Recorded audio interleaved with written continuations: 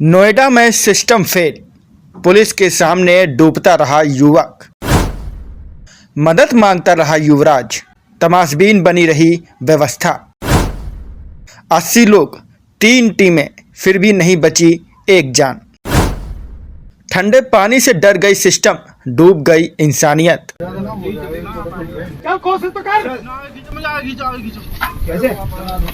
झाड़ियों में फंस रहा ना आदमी, पैर ही नहीं चल रहा। क्या कह रहा है क्या बेटा? ज्यादा ये बहुत गहरा पानी, पैर भी ना आ रहे और इसलिए पीछे फ्लो कर रहा है मुझे। वो गाड़ी की छत पर बैठा हेल्प हेल्प चिल्लाता रहा। पुलिस से मदद मांगी, वहां सब थे। पानी ठंडा था, कोई पानी में नहीं गया। उस तक रस्सी भी नहीं पहुंचा पा रहे थे। मैं उतरा ठंडे पानी में, एसडीआरएफ वाले सीढ़ियों पर बैठे थे। तैराक होता, बोट होती तो उसकी जान बच जाती। 3 टीम, 80 लोग मौके पर पहुंचे थे। 4 बजे एसडीआरएफ आई, 6 बजे तक तैयारी की, फिर लाश निकाली। नमस्कार, आप देख रहे हैं द रॉन्ग। ये नोएडा के उसी इलाके के डीसीपी राजीव मिश्रा के बयान का हिस्सा है, जिनके इलाके में एक नौजवान युवराज मेहता डूब गया। बिल्कुल सही कहा डीसीपी साहब ने कि वे लोग परिवार के साथ खड़े हैं। सचमुच डीसीपी साहब और उनकी पूरी पुलिस फोर्स उस नौजवान के परिवार और पिता के साथ खड़ी रही, लेकिन सिर्फ खड़ी ही रही, किसी तमाशबीन की तरह। किसी ने किया कुछ नहीं। इनकी पुलिस के सामने वो नौजवान डूबता रहा, चीखता रहा, मदद मांगता रहा, गिड़गिड़ाता रहा, जान बचाने की मिन्नतें करता रहा, लेकिन अफसोस कि जान नहीं बची। वो पेशे से सॉफ्टवेयर इंजीनियर था, पर ऐसा इंजीनियर भी नहीं जिसने कोई ऐसा सॉफ्टवेयर बना दिया हो जिसके बाद ठंडे पानी या ठंडे पानी में किसी पुलिस वाले, किसी फायर ब्रिगेड के कर्मचारी या किसी एसडीआरएफ की टीम को ठंड ना लगे। काश ऐसा कोई सॉफ्टवेयर बनाया होता जो 27 साल के युवराज मेहता की डूबकर मौत ना हुई होती। अजब ये तेरे शहर का दस्तूर हो गया, हर आदमी इंसानियत से दूर हो गया। सीमेंट और करकट का जंगल कहने को तो ये नोएडा शहर है, पर शहर का दिल भी उतना ही पत्थर है जितनी यहाँ की बेजान इमारतें।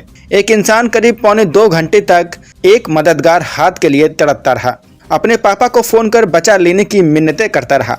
पापा पर फ़ोन से कहता रहा, पापा मैं गहरे गड्ढे में गिर गया हूँ, पानी भरा हुआ है, मैं डूब रहा हूँ, प्लीज़ आकर मुझे बचा लीजिए, मैं मरना नहीं चाहता। पापा अपने इकलौते बेटे के इस तड़प को सुनकर भागते हुए उसके पास पहुंचते हैं। कोहरे की घनी दीवार बाप बेटे के बीच सचमुच की दीवार बनी हुई थी। बाप बेटे दोनों के कानों पर मोबाइल लगा था। दोनों एक दूसरे की आवाज़ सुन रहे थे, पर घने कोहरे की वजह से एक दूसरे को देख नहीं पा रहे थे। फिर डूबते हुए मोबाइल की लाइट जलाई ताकि दूर खड़े पापा को वो दिखाई दे सके। बेटा अपनी कार के साथ गहरे गड्ढे में था। गड्ढे में 7 फीट से ज़्यादा पानी था। हर गुजरते लम्हे के साथ कार पानी में समाती जा रही थी।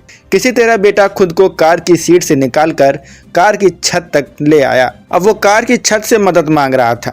बदहवास पिता तब तक पुलिस को फ़ोन कर चुके थे। शायद 20-22 मिनट में पुलिस मौके पर भी पहुंच चुकी थी। घने कोहरे और कपकपाती ठंड के बीच सामने पानी में डूबती कार या कार पर सवार युवराज पुलिस वालों को दिखाई नहीं दे रहा था। वैसे भी मौके पर पहुंचते ही नोएडा पुलिस ने अपने हाथ खड़े कर लिए थे। अब अपनी जिम्मेदारी उन्होंने फायर ब्रिगेड और एसडीआरएफ को सौंप दी। वो दोनों भी मौके पर तो आई, पर आधी अधूरी तैयारी के साथ।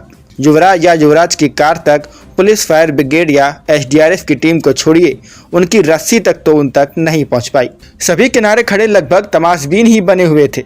इत्तेफाक से युवराज की चीख सुनकर वहां से गुजर रहा एक डिलीवरी बॉय मोनिंदर वहीं खड़ा ये तमाशा देख रहा था। उससे रहा नहीं गया। मोनिंदर ने दिखाया कि करकट की जंगल में रहने वाला हर शख्स पत्थर दिल नहीं होता।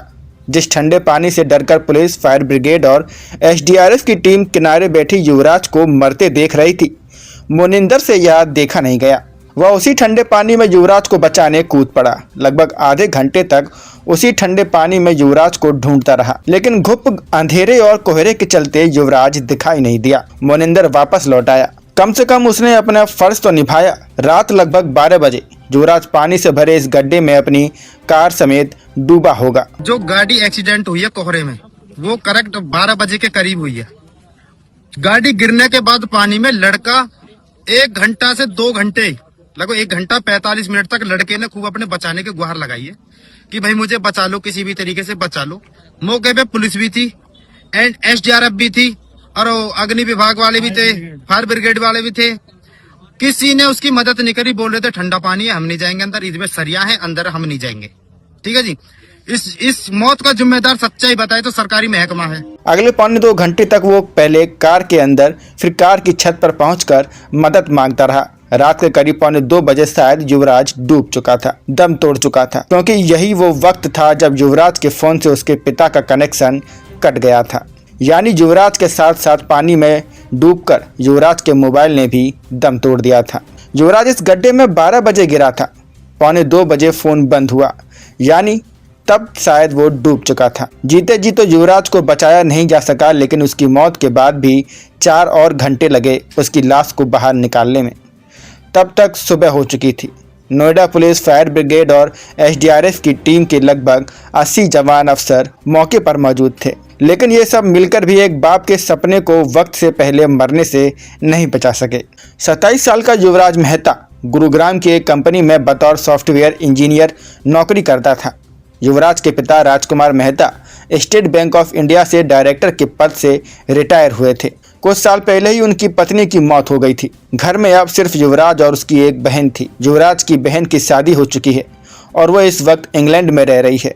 युवराज अपने पिता के साथ नोएडा के सेक्टर 150 की एक सोसाइटी में रह रहा था। इस घटना में सूचना मिलते ही स्थानीय पुलिस द्वारा फायर ब्रिगेड को जोड़कर तत्परता से उसको बचाने के लिए सारे उपक्रम सुनिश्चित किए गए हैं।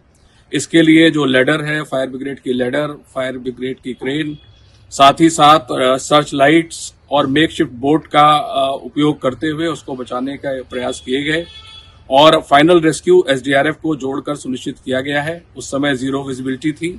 इस घटना के संबंध में जो पीड़ित हैं उनकी तरफ से, उनके परिवार की तरफ से दी गई तहरीर के आधार पर सुसंगत धाराओं में थाना नॉलेज पार्क में अभियोग पंजीकृत किया गया है।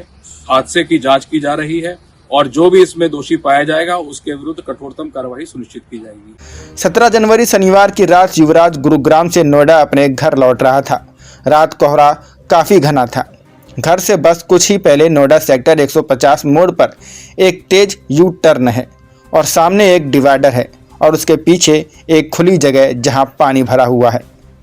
घने कोहरे की वजह से युवराज को यू टर्न दिखाई नहीं दिया और वो यू टर्न लेने के बजाय कार सीधी ले गया। कार सामने दीवार से टकराई और उस नाले को पार करते हुए पानी से भरे गहरे गड्ढे में जा गिरी।